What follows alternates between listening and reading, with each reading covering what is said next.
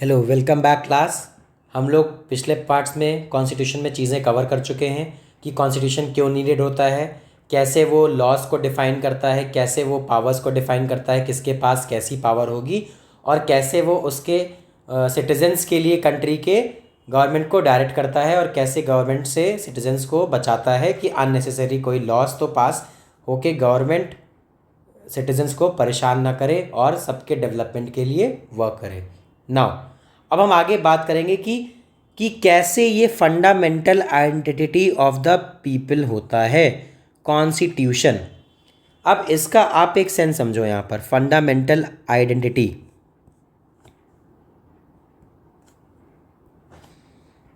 ठीक है।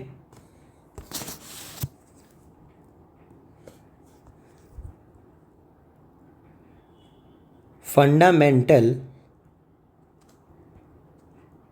Identity, fundamental identity का मतलब होता है किसी भी कॉन्स्टिट्यूशन में, any constitution has ideas and aspirations of people of that country। अगर मैं ये बात बोलूँ तो क्या ये बात गलत होगी? आप बताना कमेंट में। वैसे ये बात गलत नहीं होगी। क्यों? क्योंकि जब भी कोई कॉन्स्टिट्यूशन बनता है तो वहाँ के रिप्रेजेंटेटिव्स या फिर मैक्सिमम टाइम, अब हम डिक्टेटरशिप की बात नहीं करेंगे कि सर डिक्टेटरशिप में भी तो लोग बनाते हैं तो वो तो फिर गलत हो जाता है। मैं एक जनरल सेंस में बात कर रहा हूँ कि मोस्ट ऑफ द जगह पर जहाँ पर डेमोक्रेसी है, अगर वहाँ पर लोगों के रिप्रेजेंटेटिव मिल के कॉन्स्टिट्यूशन बनाते हैं तो वो कॉन्स्टिट्यूशन क्या रिप्रेजेंट करता है? वो रिप्रेजेंट करता है aspirations of the people of that country. मतलब कि वहाँ के लोगों का एक हायर गोल क्या है, वहाँ के लोगों का एक ड्रीम विजन क्या है चीज़ों को अचीव करने के लिए, अपने बेनिफिट के लिए। तो ये कहना गलत नहीं होगा कि constitution is the fundamental identity of a people. क्यों? क्योंकि लोग यहाँ पर क्या करते हैं, कॉन्स्टिट्यूशन बनाते हैं डायरेक्टली और इनडायरेक्टली, वो मेथड कोई भी हो सकता है, अपने रिप्रेजेंटेटिव्स के थ्रू जैसे कि इंडिया में, या फिर डायरेक्टली जैसे आपके एक डायरेक्ट डेमोक्रेसी का सबसे बढ़िया एग्जाम्पल है स्विट्ज़रलैंड। तो वो चीज़ें डिपेंड करेंगी कि किस तरीके का मेथड यूज़ हो रहा है, but at the end of the day citizens तो इन्वॉल्व होंगे ही। तो वो चीज़ें हैं कि सारे बेसिक नॉर्म्स, कौन कैसे गवर्न करेगा, कौन कैसे आइडेंटिटी फॉर्म करेगा, कौन वहाँ पर रूल करेगा, ये सारी चीज़ें कौन डिस्कस करेगा? कॉन्स्टिट्यूशन।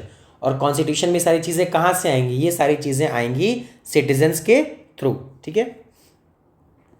एक कलेक्टिव आइडेंटिटी बनती है कि सब लोग डिस्कस करते हैं कि हाँ कुछ बेसिक नॉर्म्स और प्रिंसिपल हम लोगों को फॉलो करने चाहिए, ठीक है। तो इससे क्या बनेगी? इससे दो तरीके की बातें होंगी। अब यहाँ पर हम लोग डिस्कस करेंगे political identity and moral identity.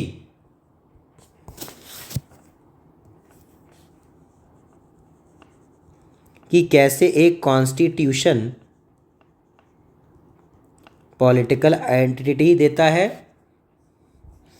तो देखो, सेट ऑफ रूल्स, ठीक है, नॉर्म्स,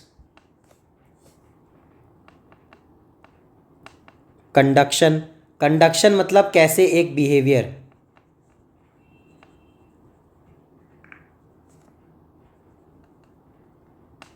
टूवर्ड्स अदर सिटीजन्स। तो ये सारी चीज़ें क्या हो रही हैं? ये सारे आप पॉलिटिकल, और क्या हो सकता है? पावर मेकिंग, है ना। तो ये आपको पॉलिटिकल आइडेंटिटी देता है कि ये देखिए आप यहाँ लिखा भी है कि कौन कैसे गवर्न करेगा, कौन कैसे रूल करेगा, ठीक है, किस तरीके के रूल्स होंगे। तो कॉन्स्टिट्यूशन क्या करेगा? एक आपको पॉलिटिकल आइडेंटिटी देगा सिटीजन्स को, ठीक है। दूसरा क्या देता है कॉन्स्टिट्यूशन?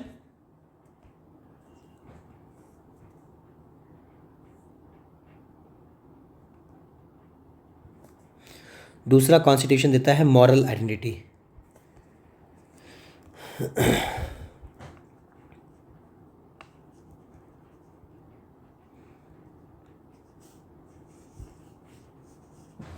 मॉरल आइडेंटिटी कैसे देता है? मॉरल आइडेंटिटी ऐसे देता है, अब मॉरल आइडेंटिटी ऐसे देगा कि गवर्नमेंट नहीं, कॉन्स्टिट्यूशन ने आपको कुछ फंडामेंटल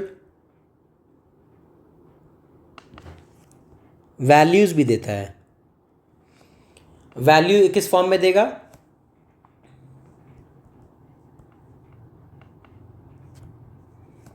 फंडामेंटल ड्यूटीज के फॉर्म में, ठीक है, कि आपको क्या चीज़ें करनी है, what to do and what not to do.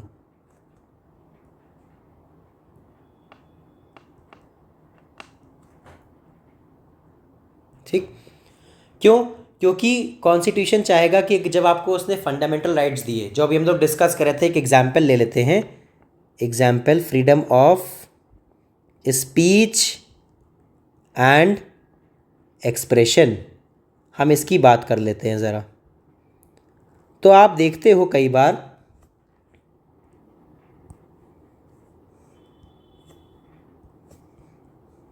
ठीक है, freedom of speech and expression, तो आप कई बार देखते हो कि लोग अनरिस्ट्रिक्टेड बातें करते हैं कि हाँ हमको फ्रीडम, वी हैव फ्रीडम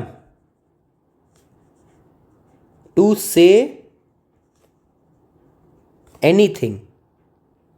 ठीक है, बहुत अच्छी बात है, आपके पास फ्रीडम है, बट इसका मतलब ये नहीं कि आप constitutions, but you cannot go against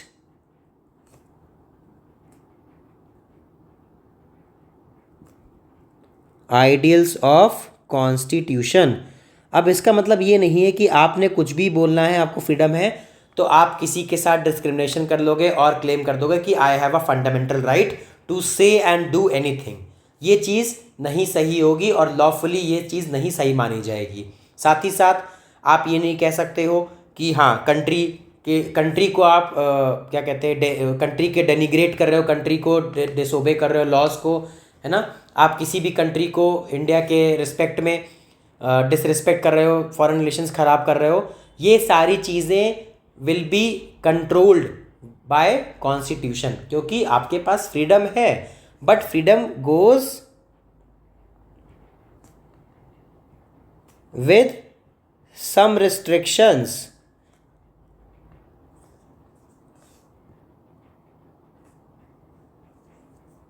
freedom goes with some restrictions. आपके पास ऐसा नहीं है कि फ्रीडम, आपके पास पूरी फ्रीडम है और आप कुछ भी कर सकते हो। आपके पास फ्रीडम तो है, बट उस पर रिस्ट्रिक्शंस भी हैं। ठीक, तो इसीलिए वही अभी हम लोग जो डिस्कस कर रहे थे यहाँ पर कि fundamental identity of a people, तो उसमें एक मॉरल दिया, मॉरल पॉलिटिकल दिया और दूसरा मॉरल। तो मॉरल में आपका सेंस यही है कि आपके पास चीज़ें हैं, बट वो एक मॉरल फ्रेमवर्क के अंदर हैं और आप उसको क्रॉस नहीं कर सकते हो। ठीक है, तो इसीलिए ये चीज़ क्या करता है, ये हमको basic political and moral values भी प्रोवाइड करता है। देन मूविंग ऑन, अब हम देखते हैं कि अगर आप कॉन्स्टिट्यूशन को इंडिया में देखो, यूएस का कॉन्स्टिट्यूशन देखो, आप साउथ अफ्रीका का कॉन्स्टिट्यूशन देखो, आप किसी भी कंट्री का कॉन्स्टिट्यूशन देखो, यूएस, है ना, साउथ अफ्रीका, इंडिया, तो आप पाओगे कि there are some common things. Common things क्या होंगी? कॉमन फीचर्स होंगे कि फंडामेंटल राइट्स होंगे, ठीक है, ड्यूटीज़ होंगी, बेसिक, है ना, लॉ का डिवीज़न होगा, ये सारी चीज़ें होती हैं, और सब डेमोक्रेसी भी होंगे। तो आप कहीं ना कहीं पाओगे कि constitutions of world are both similar and also different and unique. अब डिफरेंट एंड यूनिक क्यों? क्योंकि हर कंट्री के एक अपने एस्पिरेशंस होंगे, अपने गोल्स होंगे, जिनको अचीव करने के लिए वो टेलर मेड प्रोसीजर यूज़ करेंगे। Every country will have some aspirations and to achieve these they will have methods suited या फिर tailored to their requirements। तो ये चीज़ आप देखते हो, ठीक है। तो आप देखोगे कॉन्स्टिट्यूशन सिमिलर भी हैं, डिफरेंट भी हैं, ये सारी चीज़ें होती हैं। साथ ही साथ आप पाओगे कई सारे नेशंस में डिफरेंट चीज़ों का अमालगमेशन है, एक कॉम्प्लेक्स बिहेवियर बना हुआ है। जैसे कि German identity was constituted by being ethnically German. तो जो जर्मन है, बोला जाता है कि जो जर्मन है तो वो अगर जर्मनी में रह रहा है बहुत सारा, वो जर्मनी में ही बॉर्न एंड ब्रॉटअप हुआ है, उसके पेरेंट्स भी एंसेस्टर्स भी हैं वहाँ पर, तो वो जर्मन हो गया। तो इस तरीके से हर कॉन्स्टिट्यूशन में कुछ ना कुछ डिफरेंस होता है और कुछ ना कुछ वहाँ पर सिमिलैरिटीज़ होती हैं। जैसे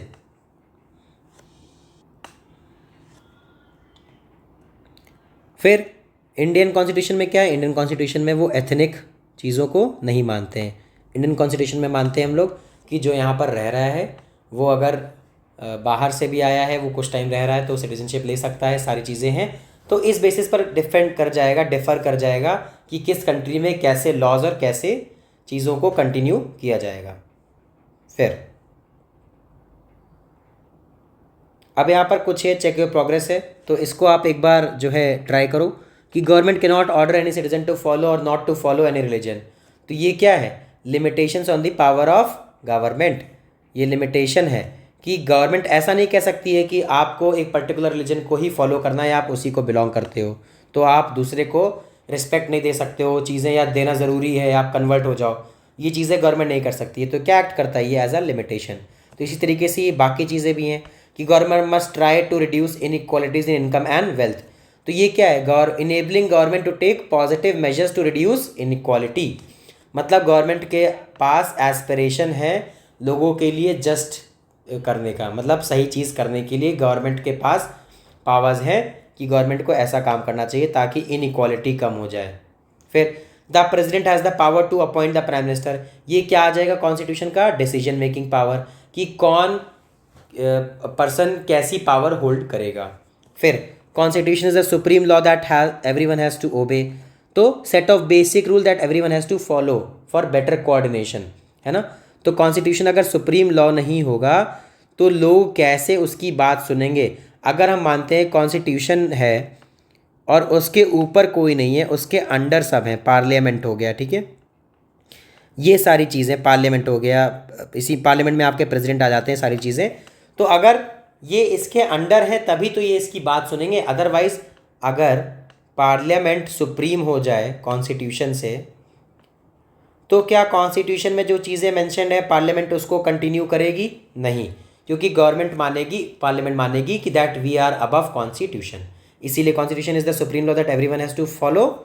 तो इसके लिए क्या होगा कि फंक्शन इसका क्या है, set of basic rule that everyone has to perform. तो हमको प्रोविजन लिखना है। Indian citizenship is not limited to any people of any race, caste और रिलीजन। हाँ, क्यों? क्योंकि इंडियन सिटीजनशिप क्या है, ऐसा नहीं है कि आप पर्टिकुलरली उसी कंट्री, अपने कंट्री में यहाँ पर बॉर्न एंड ब्रॉटअप हुए हो, आप इस रिलीजन को बिलोंग करते हो तभी आप इंडियन सिटीजनशिप ले सकते हो, ऐसा नहीं है। आप कुछ सेट ऑफ रूल्स को, लॉज जो गवर्नमेंट ने बनाए हैं चीज़ों को करने के लिए, आप उनको फॉलो कर लीजिए, उस क्राइटेरिया को आपने कर लिया जो कि डिस्क्रिमिनेटरी नहीं है, तो आप इंडियन सिटीजनशिप ले सकते हो। तो ये क्या करेगा, fulfil aspirations of society and create a just condition in society. जैसे आप देखते हो कि पाकिस्तान से, अफ़गानिस्तान से, बांग्लादेश से जो रेफ्यूजीज़ आते हैं, they wanted some refuge from those countries, तो वो क्या करेंगे, इंडियन सिटीजनशिप के लिए अप्लाई कर सकते हैं। तो वो रेस, वो किसी भी रिलीजन के हो सकते हैं, है ना। तो वो सारी चीज़ें होती हैं, इसीलिए यहाँ पर आपका ये हो जाएगा कि fulfil aspirations of society and create a just condition in society. ठीक है क्लास, तो आज हम लोगों का ये टॉपिक यहाँ पर हो गया। अब इसके आगे हम लोग नेक्स्ट पार्ट में कंटिन्यू करेंगे। Thank you and have a nice day. अगर आपको समझ में आ गया होगा तो लाइक कर देना, कमेंट कर देना, नहीं भी समझ में आएगा तो भी लाइक कर देना बात वो नहीं है, बट हाँ कमेंट ज़रूर करिए अपने डाउट्स, सो दैट मैं नेक्स्ट टॉपिक में, नेक्स्ट वीडियो में आपके डाउट्स को ले सकूँ। Thank you class, have a wonderful day.